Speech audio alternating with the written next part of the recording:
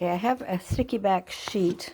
Whoops, stuck to my mat. All right. A sticky back sheet, and I have applied the two parts of the original sheet of sticker paper.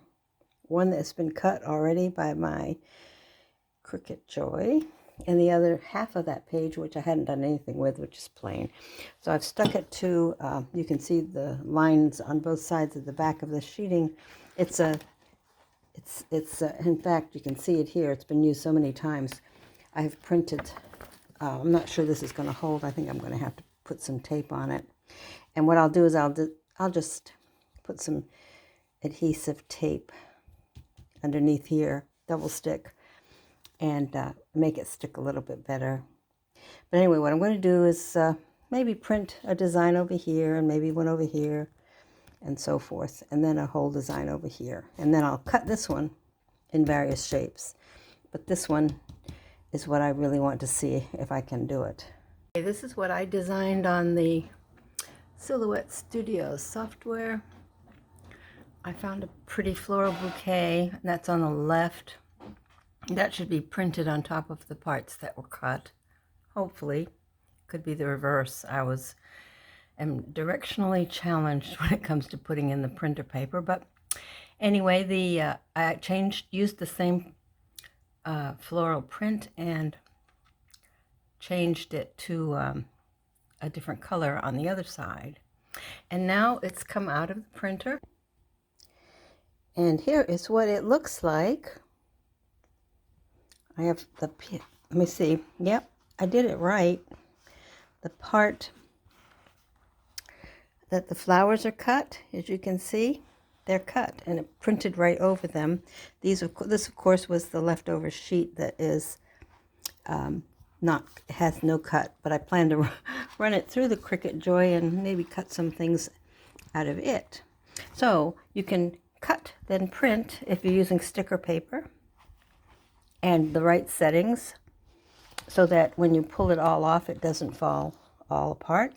And hold on, I will put my camera on the stand and pick the little flowers that have been cut previous to printing, and see how they look.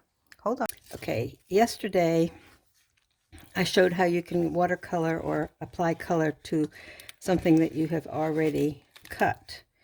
And this is sticky back printer. It looks like I missed a spot there, but I can easily fill that in. So I've got these that I could pull off the sheet. It takes a little while, and then I wondered today what it would be like if I printed on top of these cut flowers, like down in here, that have not been pulled off of the backing sheet. And that's what I just finished. So I designed a print that I have used and changed the color of. So I got two colorways.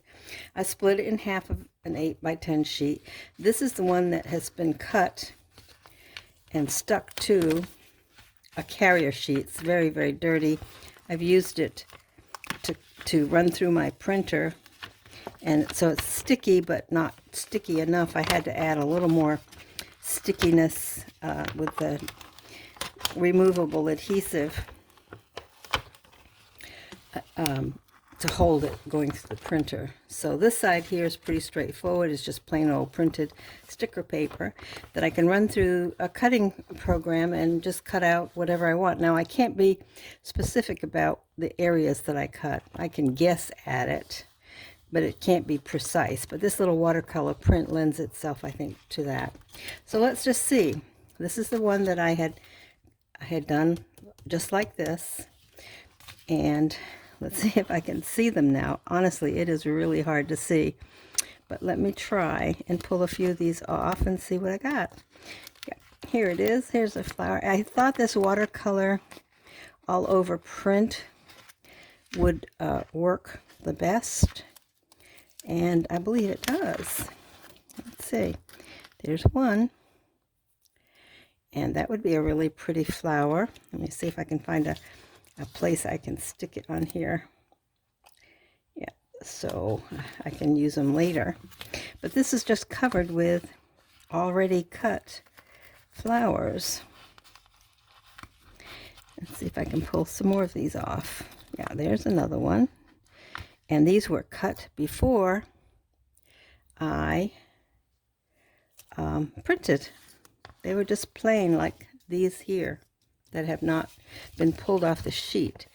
You have to get the right settings so that it still stays adhered to the backing sheet, and then you can put it on a carrier sheet and run it through the printer. Or you can do what I plan to do next, is print it all out first like this and then cut it, and you'll get something similar. Let me see if I can pull a couple more of these up.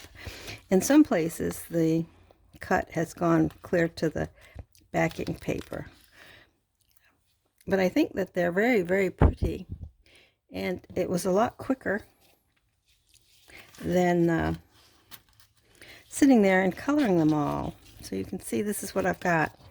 So I will find another piece of my silicone paper. I have a big stash of it and use it for many, many things. It's really designed, I think, to go in the oven with cookies and stuff, but oh well. I have kind of decided that it was going to be a paper I use for many things. So look, isn't that just a darling little print? The fact that it's not exact, it's sort of an abstract kind of idea, but it's an idea that if you have something you want to have cut, because it would be very hard to cut all of these. I mean, it really would. It just would be difficult to cut them as precisely as the cutting machine can do. But because you cannot print and cut on a Cricut Joy, or maybe most of the other, I guess you can with the other Cricut machines. It's called, I forget what, but I don't use it for that. I have a Silhouette Cameo that is my go-to machine. But you know, even with the print and cut, it took a long time. I had to, you know, put it on, get it calibrated just right to cut. But look at that. Is that a pretty little flower? Little abstract design. Anyway, it worked, and I will be doing this again. I will use some other designs. And here's the other thing about this, which is kind of cool. The scrap papers that have adhesive on them in between, like this little piece right here, you know, I could cut that and use it like as washi tape, you know, little pieces of, or actually, you know, once this is all out, put it on a page, and these would be empty. You could fill it with something else, like a solid, or I don't know what yet, but I'm always thinking of ways to use. I hate to throw things away, and so this could be just who knows what. Anyway, the experiment worked. You really can hardly see the cuts. The print has almost obscured the entire thing, so you have to look really closely to see where those petals are, and see how they're pulling up a little bit. As I guess I didn't have too many at the top, or maybe this was the bottom, who knows, when I put it in, how I put it in the printer. I think it was the bottom, actually. I think I had them, you know, more aligned at the top. But I can just go in here and pick my little flowers, just like in the garden. And they are kind of sweet, I thought. These were a watercolor print, but look how cute they are. They're darling. Anyway, my experiment of the day was pretty handy, and I will definitely be using this.